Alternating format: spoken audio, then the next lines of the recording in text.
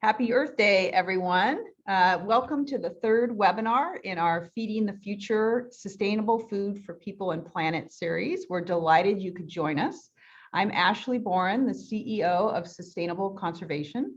For those of you who don't know us, Sustainable Conservation is a nonprofit dedicated to helping California thrive by uniting people to solve the toughest challenges facing our air, land, and water.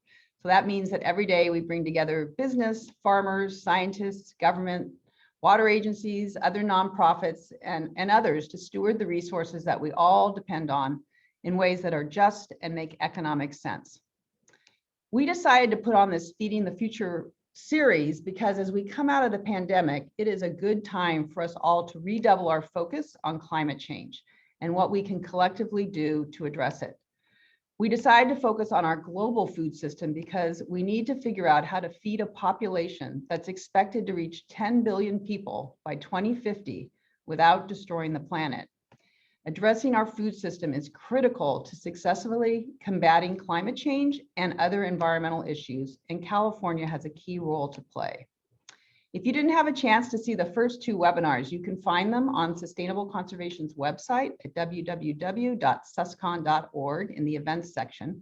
The first webinar is an overview of the critical role our food system plays, and it sets up the two key factors we need to address: how our food is produced and what we eat, and as we'll learn today, importantly, what we don't eat.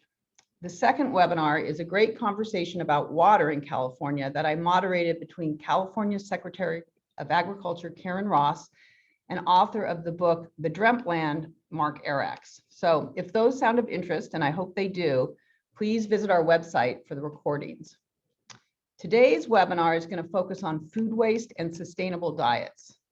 Because food waste and diet choices are not Sustainable Conservation's area of expertise, we decided to recruit one of our esteemed advisory board members, who's an expert, to moderate this panel. So I'm delighted to introduce my friend and colleague, Paula Daniels. Paula has an incredible career in the environmental, food, and water policy spaces. Her positions and accomplishments are too numerous to list, but know that she's developed and led very successful local, state, and national environmental initiatives, the most recent of which is the Center for Good Food Purchasing. The Center for Good Food Purchasing, of which Paula is the co-founder and chair, is a social enterprise nonprofit that grew out of the Los Angeles Food Policy Council, which Paula also founded. The center is working to do for the food system what LEED certification did for energy efficiency in buildings, and they are leveraging the buying power of large institutions to promote nutrition, environmental sustainability, local economies, a valued workforce, and animal welfare. And with that, Paula, I will turn it over to you. Thank you so much, Ashley, and thank you to Sustainable Conservation for hosting this. I've always been so impressed with Sustainable Conservation as an organization and pleased to be a part of it, and the panel today, especially today on Earth Day. Just a little thought from me about Earth Day. When I was in elementary school, which I'll admit was a few years before the very first Earth Day, I'm admitting it, my grandfather taught me the meaning of his favorite saying from an Onondaga chief: in every decision we make, we must consider the welfare and well-being of the seventh generation. Now, I know that's a pretty familiar saying to very many, and it's even become a brand name, but it's always remained very fresh in meaning for me, as fresh as when my grandfather explained it to me in the 1960s. He explained it as a way of life from our ancestors, passed on to us, and how it was our responsibility to carry that principle forward. So as a guiding principle for me, I know it's that for Sustainable Conservation, and definitely for our superstar panelists who are leaders in their field, and they're fully dedicated to the well-being of the many generations ahead for a thriving life on a thriving Earth, and they are fully charged with the urgency of now. A theory of change for all of us in this panel. Today's panel is food, especially its function as a system. So the food system uses about 40% of Earth's land, 70% of developed water. It contributes about 25% of greenhouse gas emissions. And those figures relate to terrestrial food. So we thought we'd expand the conversation today to include the topic of aquatic food. The US is a net importer of seafood at around 65%, an import value of about $20 billion. and half of that is farm fish. So we'll learn more about fish farming, its relative sustainability, and its connection to the circular economy. But first, let's start off with some introductions. And I want to turn to our expert in food waste, Dana Gunders. Dana, you are currently executive director at ReFed, which is a cross-sector collaboration of about, 30 organizations. Is that right? In business and so forth? We have all sorts of, yes, organizations engaged with us through a variety of our advisory council, action network, and other places. Yeah, and my understanding is it includes philanthropy, NGOs, government actors, as well as businesses. And you all just launched a data-based, comprehensive, solutions-oriented tool that is really amazing, and we'll get into it later on in this conversation. It's called the Insights Engine. I can't wait to talk about it. But I want to mention that ReFed was founded after, in my opinion, you put food waste on the map. So this is how I remember it. You were working with us to help develop the environmental sustainability pillar of the Good Food Purchasing Program, and we were about to have it adopted in 2012, when you had a report published, and boom, before you know it, you're on Last Week Tonight with John Oliver. So tell us about that report. What got you to write it, and what was it called in 2012? Yeah, well, I actually kind of stumbled upon this whole waste issue when I was working with the fruit and vegetable industry, primarily in California, on the Stewardship Index for Specialty Crops, which some of the people here today may know of and may even be involved in. And I was put in charge of the waste group there, which was really looking at like the piping and kind of the physical plastic waste that's involved in farming.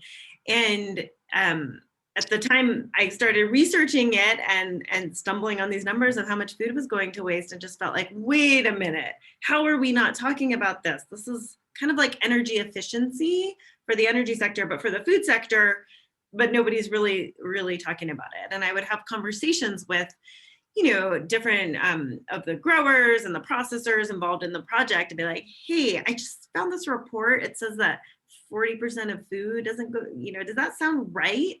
And they would say, yeah, that sounds about right. And, it was just this very accepted component of the food system. And it felt like, wow, here we are trying to get our growers to, be more efficient with their water by 5 or 10%, and their fertilizer and, all the inputs. And yet we're not eating, this enormous amount of that food, and what a waste, and what a waste of resources. So that's really what lit my fire and got me to start looking into it more, and ultimately published that report in 2012. And no, I was not on John Oliver the next night, but I was on like NBC Nightly News or something. And it was, I was very green, and it was quite a ride there at the beginning. And it really kind of took off in the press, and sparked a lot of dialogue on the issue. Yeah, this is what I remember about it, because we're developing our pillars for the Good Food Purchasing Program. We didn't have food waste in at that time, and not a lot of us were thinking about it. You published the report. I remember it coming out in a number of newspapers right around that time, and suddenly it was an issue that we were all paying attention to. So thank you for shedding a light on it. And I know you eventually did get on Last Week Tonight with John Oliver, which would be a topic for another time. So, and then you later wrote another book called The Waste-Free Kitchen Handbook, right? Mm-hmm. That's right. Yeah. So after working on it for some time, it became apparent to me that there's plenty for us to do in the industry on this, within the supply chain, but there is just a huge part of this that's just about what people are doing in their own homes. And so the Waste-Free Kitchen Handbook I published in 2015, and it was really meant to be kind of a part strategy, part recipes, and part reference guide to how to not waste food in your own kitchen, and kind of what to do when you're standing in your kitchen with a wrinkled tomato, not sure if you can eat or not. Yeah, it's really helpful. Well, we'll get into your insights on food waste, and especially about the Insight Engine and the work of ReFed in a little bit. But first, I want to introduce Tyler Isaac. So Tyler. Hi, Tyler. You are a senior aquaculture scientist at Seafood Watch. It's a program of Monterey Bay Aquarium. Tell us what that means. What does your job entail? Sure. For those that may not be familiar, the Seafood Watch program is a conservation program of the Monterey Bay Aquarium, where we work to assess the ecological sustainability or performance of both aquaculture products and wild fisheries products, seafood. Aquaculture is the cultivation of animals or plants in water. It's pretty broad in that sense, but on a day-to-day basis, what I do, we write reports and we write assessments that we then make recommendations for consumers and businesses to base their purchasing off of. And the intention is that businesses and consumers will make more sustainable demands for seafood, which works its way through the market to put pressure on industries to improve their production practices.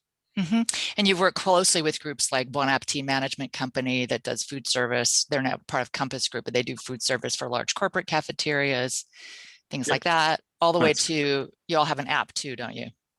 Yes, we've changed the app. It's like, technically it's different. It still works on your phone, but it's basically, you can find all of our recommendations and our reports through I guess, I don't even know the technical term, but it's a button that shows up on your screen, but it's not technically an app anymore. Oh, okay, sorry. But something you can do on your phone, which I'm sort of sweepingly calling an app. Well, I met you like around the time I was working with Dana, and you were involved in a really interesting enterprise called Slightly Nutty that maybe I'll have you talk to us about. And you were also doing, dare I say it, dumpster diving, mostly for scientific purposes. Yeah. So why don't you explain to us what Slightly Nutty was about and why you were looking in the trash bins at supermarkets? Sure. Yeah. I was doing my master's in environmental science and management at the Bren School at UCSB. And I was in an eco-entrepreneurship program where the whole purpose of your thesis is to develop a business model that satisfies a consumer or customer need while providing quantifiable environmental benefits. And so my background is fairly varied across aquaculture, but effectively I wanted to study what can we feed to fish that's more sustainable than some of the ingredients that were being used. Came across insects and realized, this is a really great opportunity, and you can feed food waste to insects. And so what we were doing is trying to understand what the commercial food waste stream looked like in terms of its composition, its volume, and the variability to understand whether or not it was suitable to be fed to insects. And so the name Slightly Nutty came from a pivot that we had in our business model towards growing insects for human consumption as opposed to animal feed using crickets. And as it turns out, when you roast crickets, they taste a little bit like peanut butter or slightly nutty, which the idea was also slightly nutty as well. So I understand that you use that as a circular economy model too, because you use spent brewer's yeast. Is that right? To grow the crickets. Yeah, spent grain. We were going down to some of the breweries in Santa Barbara and Carpinteria, where either they were just feeding it to pigs at some of the local ranches or giving it away to whoever wanted it, and we wanted it. And that became, that you ended up selling the flour to really viable, thriving companies that created energy bars, protein bars, right? And yeah, that was the intention. We had letters of intent, and we never actually advanced to a commercial phase. After we graduated, we incorporated the company, but as it turns out, crickets are very sensitive animals. Okay. And we went down more of a path of how do we stabilize the feedstocks that we were feeding to them. Maybe I got it confused because I ate a number of protein bars that had cricket flour, so they may not have been yours, but it's a viable commercial market, and Absolutely. The insect feed market is in the billions now, which we'll talk about later. So we'll come back to that. So for right now, thank you, Tyler. I want to turn to Dana to talk about some findings, Dana, you published recently that showed the year before COVID, 35% of all food in the United States went unsold or uneaten, and that more than 50%, if I've got it right, of the produce left behind on farms and in 2019 was actually edible. Talk to us about that and some of the other findings that you've made recently about food waste and your insights engine. Happily, although I really just want to ask Tyler like 17 questions about, Slightly Nutty and what happened with that. But no, we did in February, we launched what we're calling the Refed Insights Engine. And it was an extensive analysis. So we took about 50 different data sets. We combined it with industry papers, case studies, academic studies where we could find them, expert interviews. We talked to a lot of companies providing solutions in the space.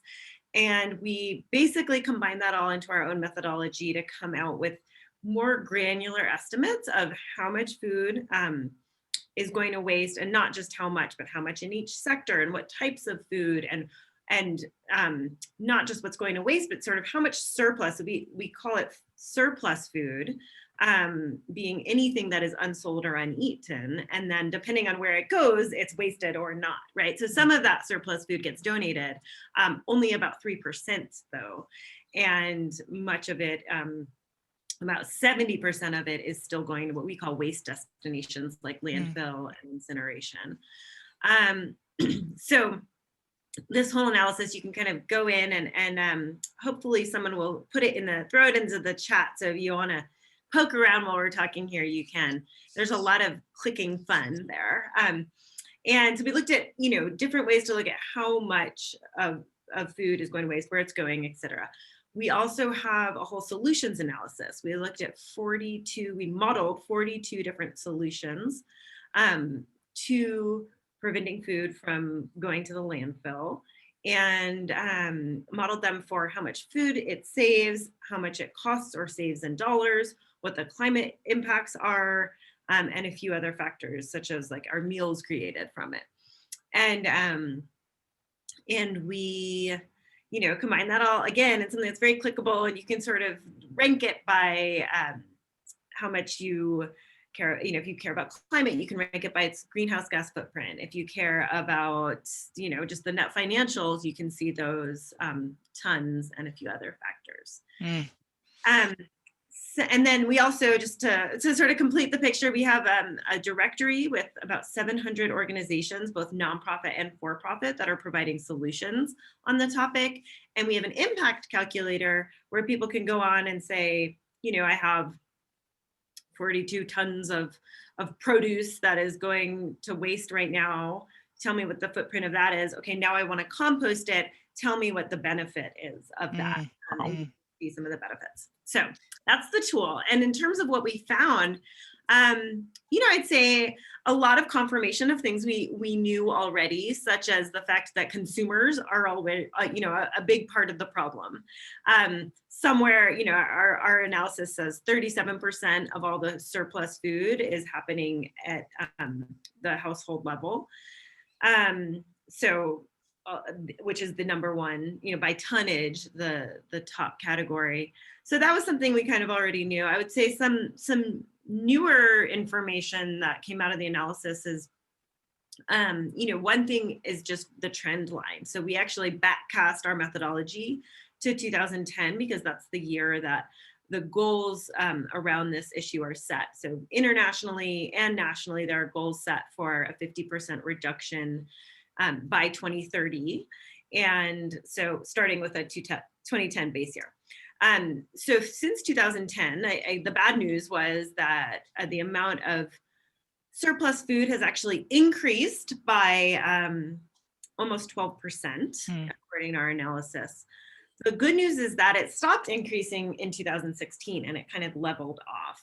And when I reflect on just my work on this issue and general awareness, and when efforts really started, that really aligns for me with when, people and businesses started doing stuff right around 2016. So, and it's leveled off ever since then. When you look at it per capita, because population has actually increased over that time, the numbers have gone down about 2%. So now per capita, we're back to about a 2014 level. So that was kind of overall, what a couple of numbers that really popped when we looked at it. One was how much of a contributor what we call plate waste is. And that is food that is served in restaurants, already served, but doesn't get eaten. It's like the half sandwich that somebody doesn't eat, leaves on their plate. And the volumes of that were just much more than I think. We always knew it was an issue, but no one really tried to quantify it. And we're finding that about 70% of the waste in the food service sector is coming from the front of house. So I think a real opportunity to do more there. And also that, as you mentioned, just huge volumes of edible produce being left on the farm, not harvested. And, I think when you dig into that, you find there's very rational economic reasons for why that's happening. But it doesn't change the fact that there's just a lot of fresh produce that is totally edible that is not being sold or eaten right now. Well, the Insights engine is just fascinating. I mean, I could binge on it literally. I'm not that much of a geek. It's really fascinating to learn about, all these things moving around that we hadn't really paid attention to in this way. And you've really brought it to light in a very dimensional way. So one of the things I noticed when I was looking at it, it mentioned that the food waste, you all revealed this too, that there's more, it accounts for more water use than California and Idaho combined, right? That you're kind of throwing that away. And then 8% of greenhouse gas emissions. But I was also interested in some of the solutions because you modeled food waste from schools, which is an area that our work is in. And you said that cost is about it's like 1.7 billion, but there were some actual solutions that you present in your Insights engine for that as an example in other places. Yeah. I mean, for all of our solutions, we did this cost benefit analysis. So we looked at how much would it cost to implement this and what are the costs, right? And we tried to speak to people in the field or find case studies or whatever it was, and then extrapolate to like, what if the whole country did that? So altogether, we found quite a big price tag of like about $14 billion that it would take to implement all of our solutions. But the result would be, we would save 45 million tons of food, which, who could picture what that is? But what it means is that we would actually be achieving that 50% reduction goal. And the net return is $73 billion. So while a big financial investment is required, it has a 5-to-1 return overall when you look at it, sort of step back and look at it overall, as well as could save the same number of greenhouse gases as 16 million cars per year, and provide 4 billion meals per year as well. And then we also looked at job creation, and we found that over the 10-year period that we analyzed, we could actually create just over 50,000 jobs with these solutions. So a lot of opportunity. When it comes to schools specifically, one real opportunity we found is in milk dispensers. I don't know if you've come across that, Paula, but yeah, we have. There's been some work to transition from all those little milk cartons, like a crazy amount of which just go straight from tray to garbage. I mean, it's insane. And especially when you think about how we're all talking about meat and dairy as these big, climate drivers. And then there's this system where in some schools, kids have to take the milk and they don't like milk. And so they just throw it away. And so just looking at what some solutions are and providing bulk milk dispensers had great success. And a lot of the schools, especially the ones that are enrolled in our program, we have 54 institutions around the country. We're moving toward bulk milk dispensing for that reason. Obviously, it was hard to do during COVID time, but they hope to get back to that soon. So it's great that you highlight those examples. And that's just one of so many. It's just really fascinating to see what you've learned. The job creation part was really significant for me, those 51,000 jobs as well.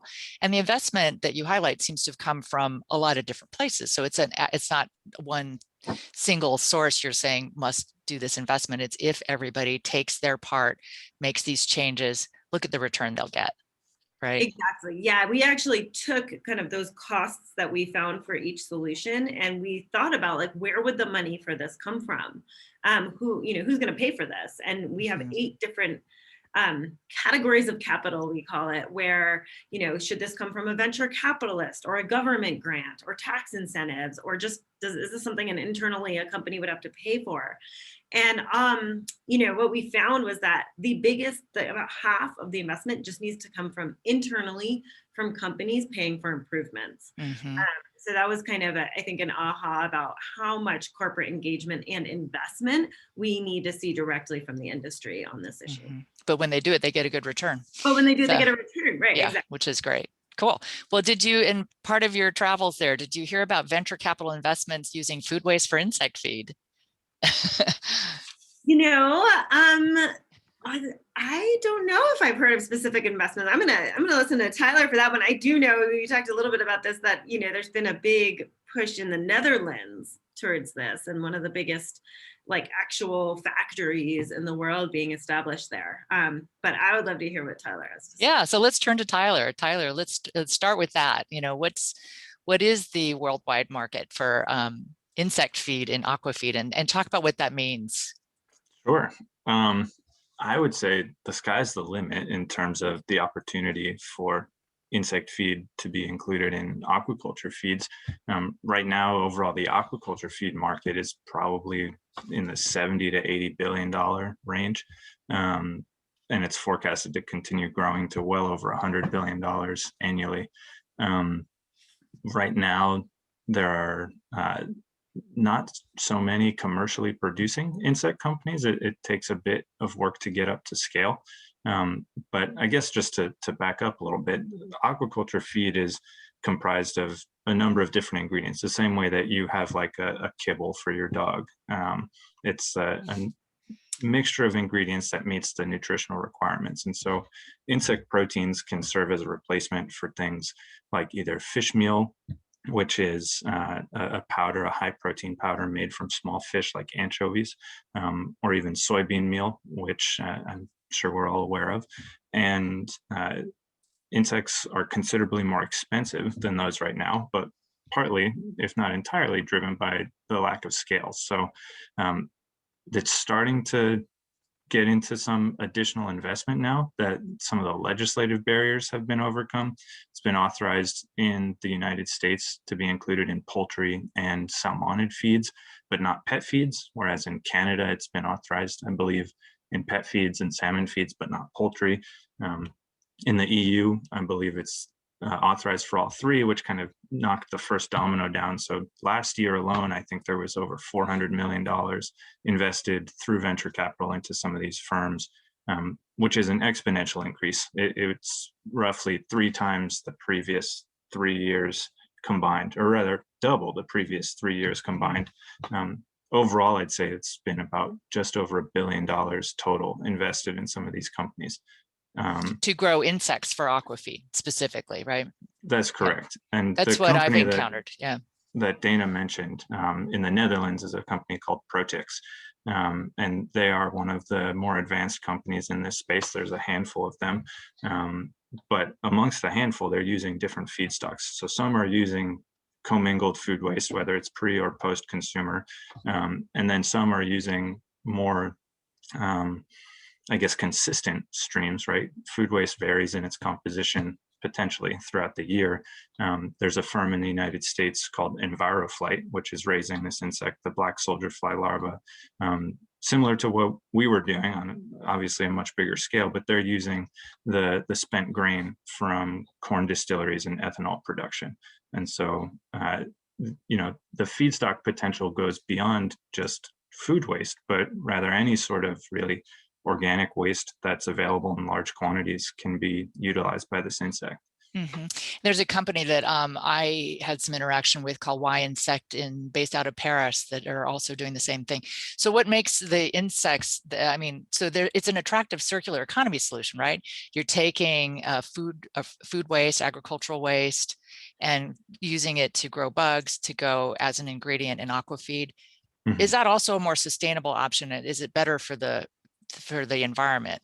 Are there other aspects that make it better for the environment in addition to utilizing food waste in a circular way? Sure. So that it's not waste, actually, it's a feedstock, it's an input. I would say broadly, yes, right?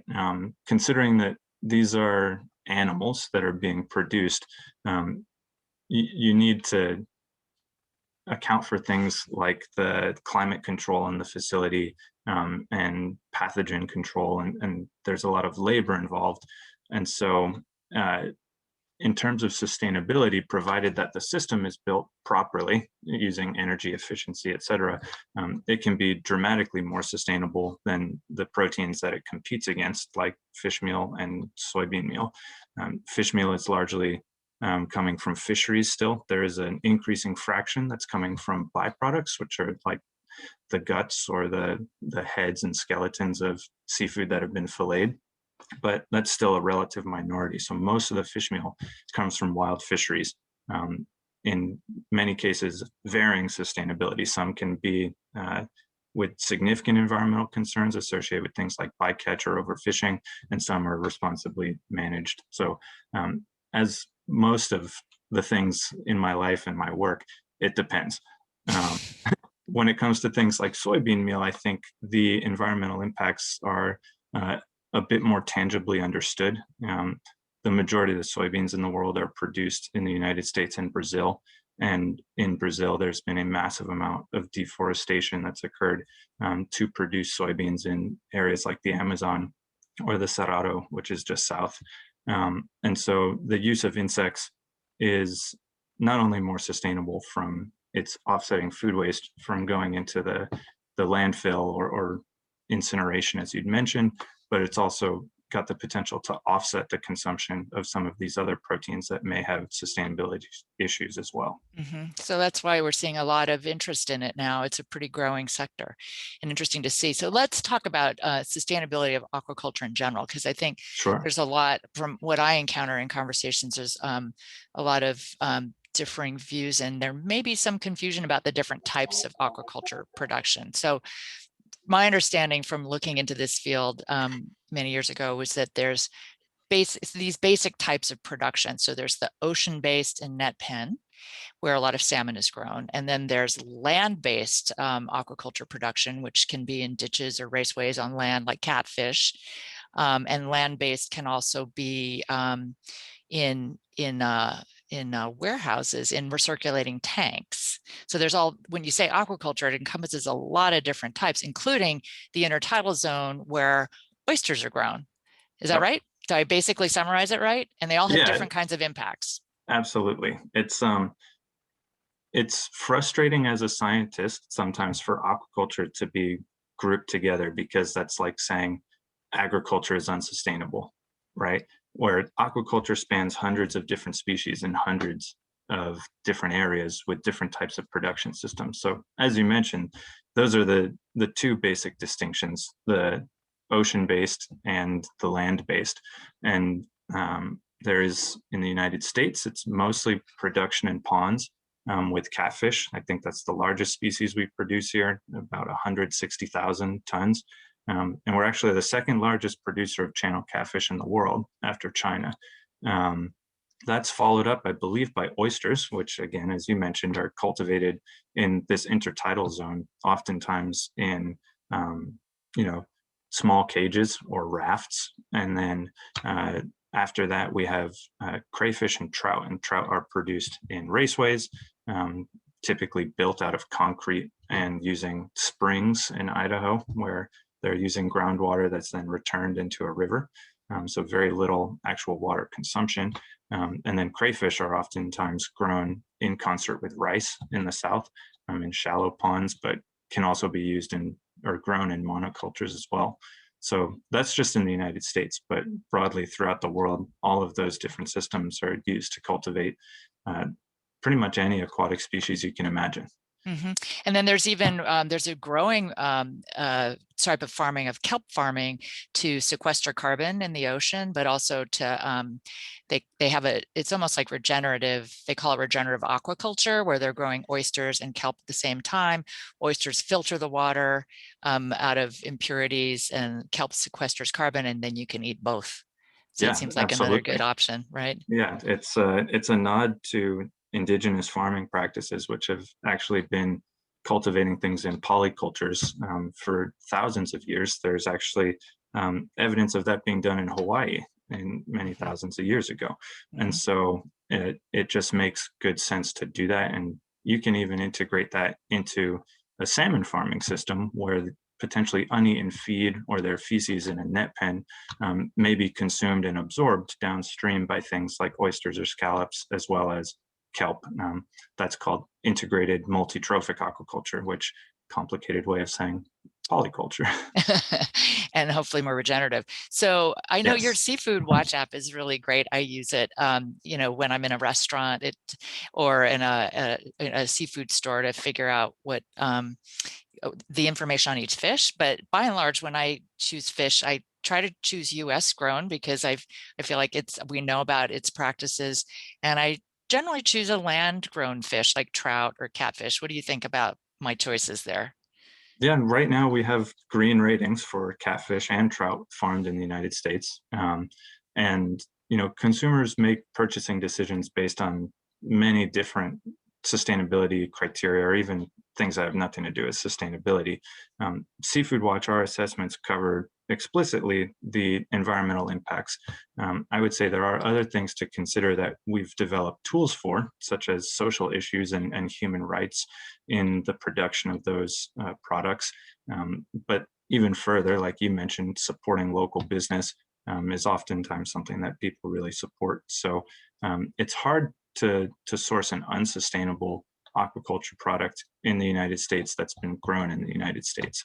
As you mentioned, we import around 65% of our seafood here, and even more so of our aquaculture products. But you know, if you're buying U.S. farm-raised catfish, U.S. farm-raised trout, oysters, even salmon, we have in Maine that's being produced. There are plenty of sustainable options across the United States. Good to know. And the relative environmental footprint of fish as compared to other animal protein? Again, largely depends. but broadly, I would say in terms of, you know, unit impact per unit nutrition or per unit protein, seafood consistently ranks among the most efficient. There are obviously wide ranges within that. Eating something like an oyster, which is not fed, so there is no footprint associated with the feed that goes into it, and also serves to filter and clean the water where it's grown, is a fantastic choice. There are many times a bit more complicated issues where it may be very efficient in terms of protein that's produced in a unit of space, but that requires a bit more intensity of that system. So you might need to use electricity to power aerators to increase the oxygen, or you might need to apply feed so that they can grow. So there's trade-offs, but eating low trophic, I would say, eating vegetarian fish, such as a catfish or even a tilapia, or even things that are unfed, like I mentioned, like oysters or mussels, are really good options. And low trophic means lower on the food chain. It's not like a big fish that eats other fish, in other words. Yeah. Yes, correct. Okay, well, I'm feeling good about my catfish choice. So we'll turn now, thank you. So we'll turn now to questions, but Dana, I want to give you first crack if there's any question you have that you'd like to ask of Tyler, or Tyler vice versa. Besides where salmon falls on that whole list he just gave? I would say that salmon is actually, compared to some of the terrestrial proteins like poultry, beef, or even pork, is one of the most carbon efficient proteins that we can get. But then again, it's not just about carbon footprints. And as you'll see in some of the reports that we have about salmon production, in places like Norway, they can be associated with escape events where a farmed Atlantic salmon may actually interfere with the breeding of a wild Atlantic salmon, or even breed together and dilute that gene pool. So there are definitely risks associated with farm salmon, but from a carbon perspective, it's very efficient. Yeah, ocean farming is complicated. Yeah, it depends. Farmed over wild for salmon. Farmed over wild, I would say that there's good options in both categories. There are examples of salmon being farmed very well and being farmed poorly, but also there are many examples of wild fisheries that are sustainably harvested, but also some not so much. So it depends. It depends. I think, you know, one question that came up for me as you were talking about the feed portion of this is the relative nature of like different kinds of feed. So why is there a reason to prefer raising insects on food waste for fish feed over for poultry feed, or, you know, That's a great question. one of the coolest things I think about the black soldier fly larva is that it almost acts like a sponge.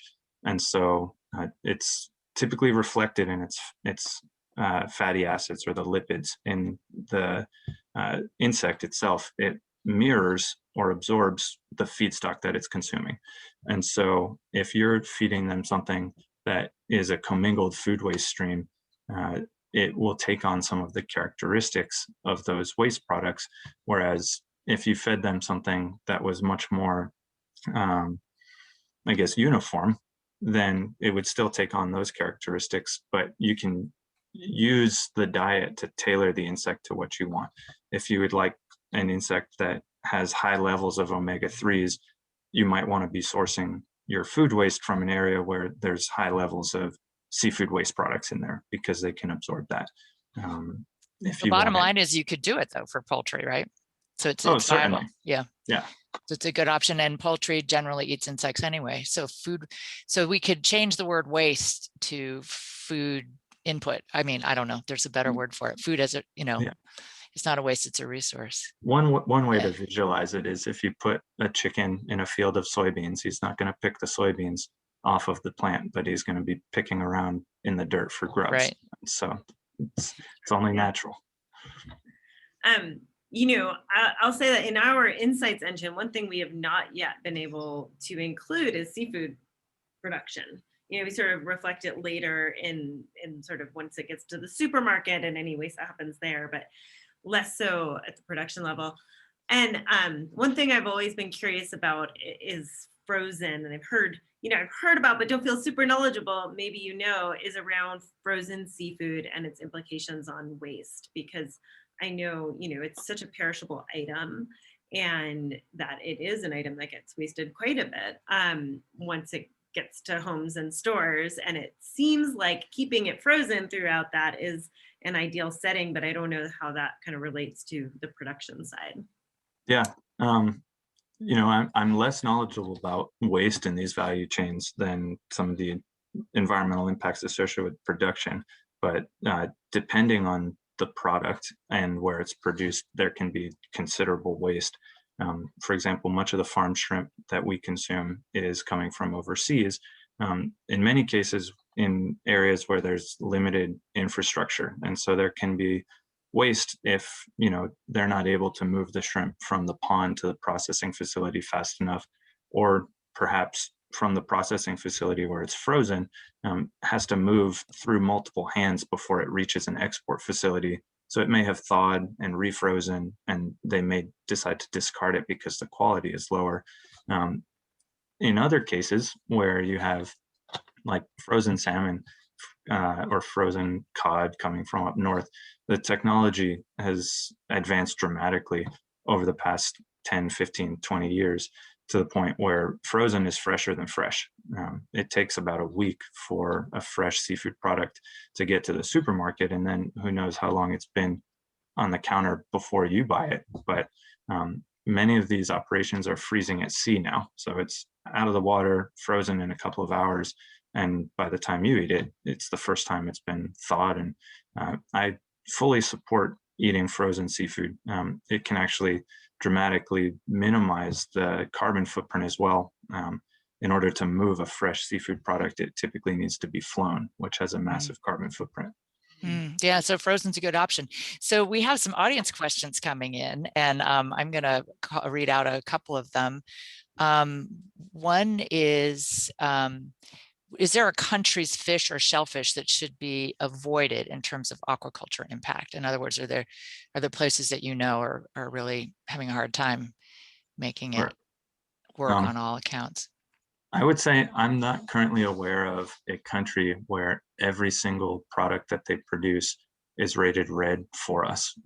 So I know it's not the greatest answer, but it depends. And I would plug the Seafood Watch website, seafoodwatch.org, where you can explore our recommendations. So depending on what you like to eat, or depending on the country, you can sort by all of these different things and see all of the different ratings that we've produced. Spoken like a scientist, I will say as a broad brush that from what I've read, Indonesia and China may have some labor practices that would make me avoid shrimp. So from those places. So that's just me.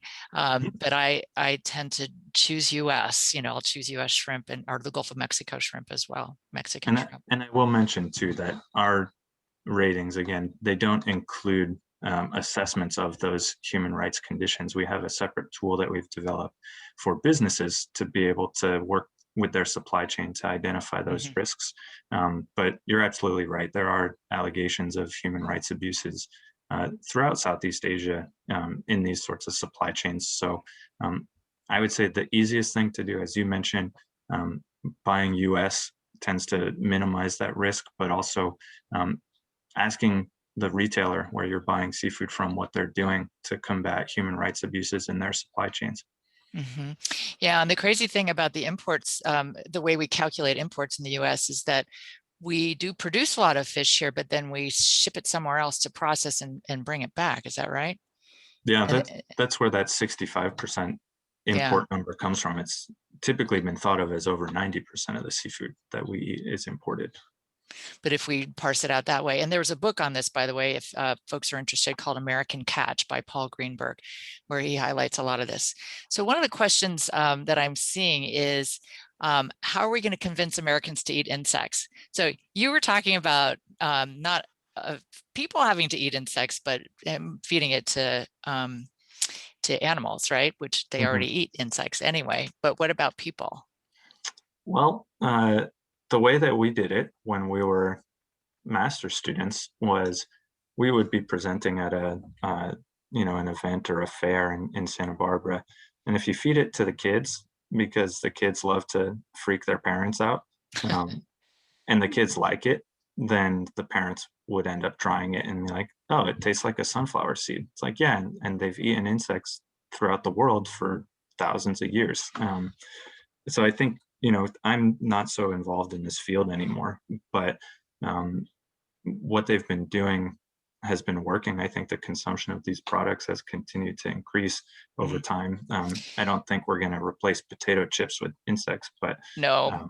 But I did have some cookies that you made, snickerdoodle type cookies that you made out of your cricket flour, and I thought it was fine. So I will say one thing that I've thought about in that regard is that you can correct me if I'm wrong here, but lobsters, shellfish, crabs, they're actually insects of some type. They're just aquatic insects. Exactly. Right. So we actually already do eat insects, and you pay an awful lot for them, by the way. So it used to be big bugs. Right, they are. So they used to be that lobsters were poor man's food. It was just what was available to somebody who was scavenging from the ocean. And then over time and through a lot of savvy marketing, it became a very expensive item on your plate. So something to think about there. I would also point out that sushi used to be really gross to people, like, I don't know, 30 to 40 years ago here in the US, and the idea of eating raw fish. And so I've heard a lot of people in that world sort of say it's no different than what sushi was considered, 30 years ago, and that all the companies working on it seem to be doing what you just said, like grinding it up and making a flour out of it, and then putting it into something familiar and often like sweet, tasty, and snacky, because apparently snack foods are where you get people to try new things more easily. Interesting. And so that seems to be the tactic for now. Yeah. Well, speaking of trying new things, Dana, there's a question for you. Like, what are one or two key behavior choices we can make to reduce waste and or eat more sustainably? Oh my goodness. Well, there are many, so I will try to boil it down to, if I could have like 4, that would be great. I think more than anything, when it comes to waste, and eating sustainably is like actually sort of a whole nother set of things. But if you just focus on reducing waste in your home, I think more than anything else I could tell you, it's about your mindset. Perhaps you have a grandparent who was like a Depression era, survivor, or a lot of people have a story in their family about that person who is like, they, as soon as you say, don't let food go to waste, they think of that person. So if you have that in your life, like that is the mindset we're talking about, because everyone's food habits are so different. And so, just when you start to think about, really not wasting food in your life, you find the opportunities. Now, and the most important thing is to notice that you're doing it. So one of my favorite statistics out there is that 75% of Americans say they waste less than the average American. And this has been proven like over and over. So that statistic doesn't square with reality, in other words. Exactly, right? It's impossible. So, you know, and what it means is people don't realize they're the ones doing it, right? Nobody thinks they're the ones that are wasting food. So if you can notice it, you know, there's geeky ways to do that by like taking a waste audit for a week, and just, you know, but just paying more attention and really thinking about what's going to work in your own life. You know, some sort of common tips. Super important to plan ahead and be careful when you're shopping. When you're shopping is when you commit to food, right? And so that is really where you're making the commitment to use that food. So make sure you can think of a time in the next week or 3 days or whatever you're shopping for to use that food, because sometimes we're buying out of habit or because something looks good, but we don't actually know when we're going to use it. And that lack of plan can lead to a lot of waste. Another, we were talking about freezing. One of the easiest things you can do is freeze your food. The freezer is kind of like a magic pause button, and it doesn't, things, I know this may be shocking, but like things do not have to go in there for months at a time. It's okay to put something in there and just use for a week and then pull it out. And I think if we were to use our freezers as more short-term storage, we actually would have a lot less science experiments in our fridge. I'm taking that to heart personally.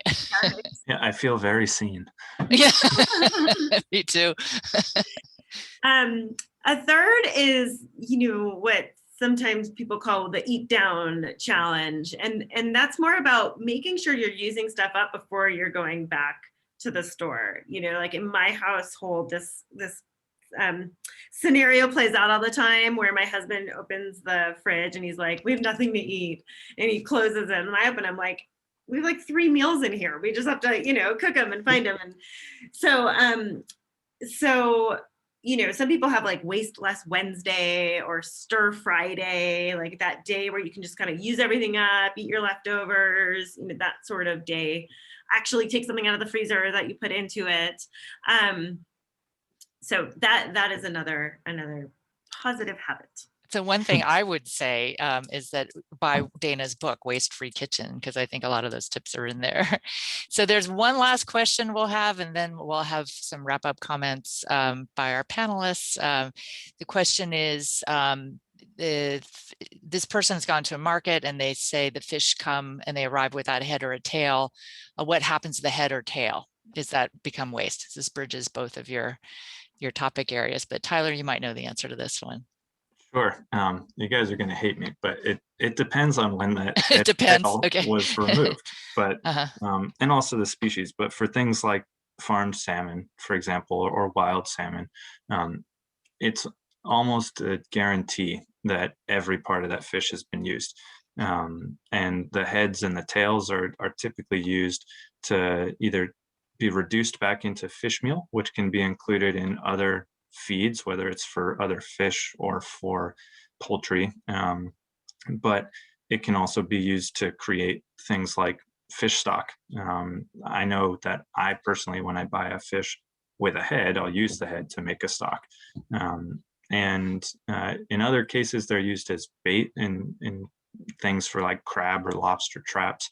And then there's even pharmaceutical uses. You can use the scales and things to make collagen. These supply chains have been so industrialized at this point that they would be losing money if they weren't using every piece of it. So that is one of the benefits. Not much of the fish gets wasted. A lot of it's used. It's good to know. Yeah. All right. Well, thank you. This has been a really, yeah. I just want to add, I think Tyler had said when we talked about that a little bit before, that some of the other types of fish, it doesn't get used as much because they're not as big, like commercialized. Exactly. Right? Yeah. And I don't really have specifics on that, but I do know, you know, there's kind of a middle ground, right? For something that's much smaller scale, you're typically using everything because that may be for subsistence farming or serving a local market. So they're eating whole fish there. Something that's kind of in the middle ground, maybe too big for those local options, but too small for, you know, a massive facility to say, all right, I'm going to buy all your waste, because you might not have 20,000 tons of it. So unfortunately, it depends. Okay, well, thank you. I mean, but that's interesting. It's good to have transparency into this, that we should think about it. And one thing I'm getting from this is that fish is a fairly sustainable option, because you can use a lot of it. It's a smaller animal, a lot of protein. You could actually cook a whole fish yourself. I know I couldn't cook a whole cow.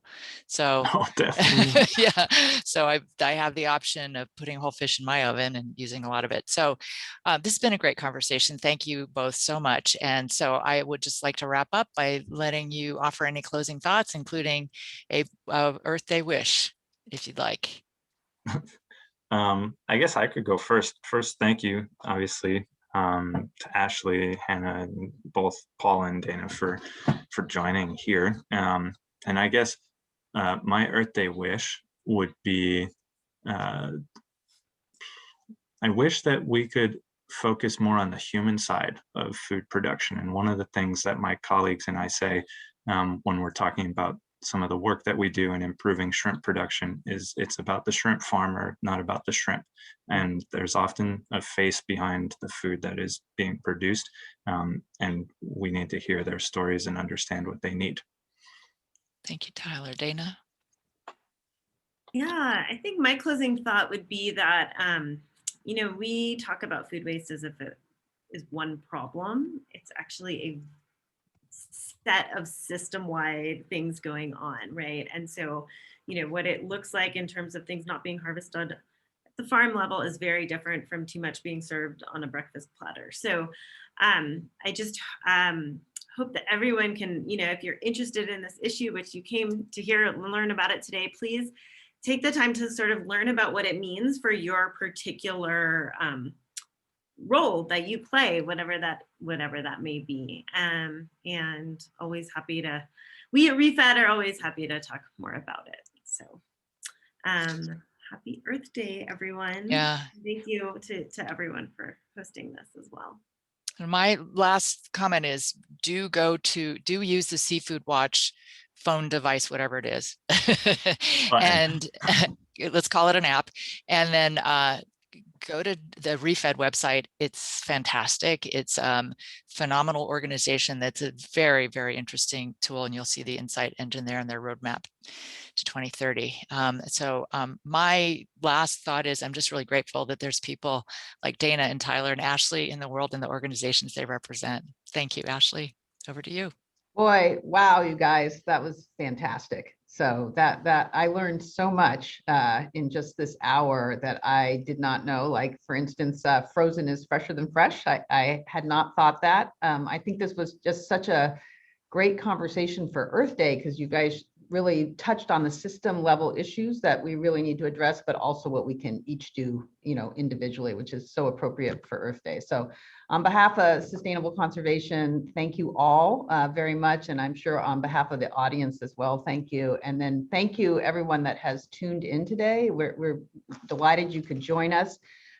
We will go back, we'll have a survey. Let me remember to remind you that that's going to come out. Please take it, give us feedback. It helps inform future webinars and it helps us get better and better. And then we will have 2 more webinars in this series coming up. So keep checking our website or get on our email list. We will go back to some things that Sustainable Conservation does have more expertise in.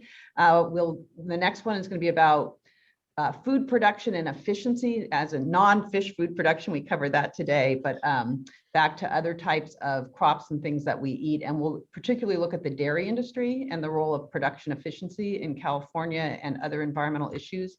And then we'll finish up with a panel on soil health and the really important role soil health plays. So please stay tuned and tune in for those. And with that, just a huge thank you again for this fantastic hour. We're greatly appreciative of Paula and our panelists. And happy Earth Day, everyone. Yeah, continue to enjoy the day. And bye-bye. Bye.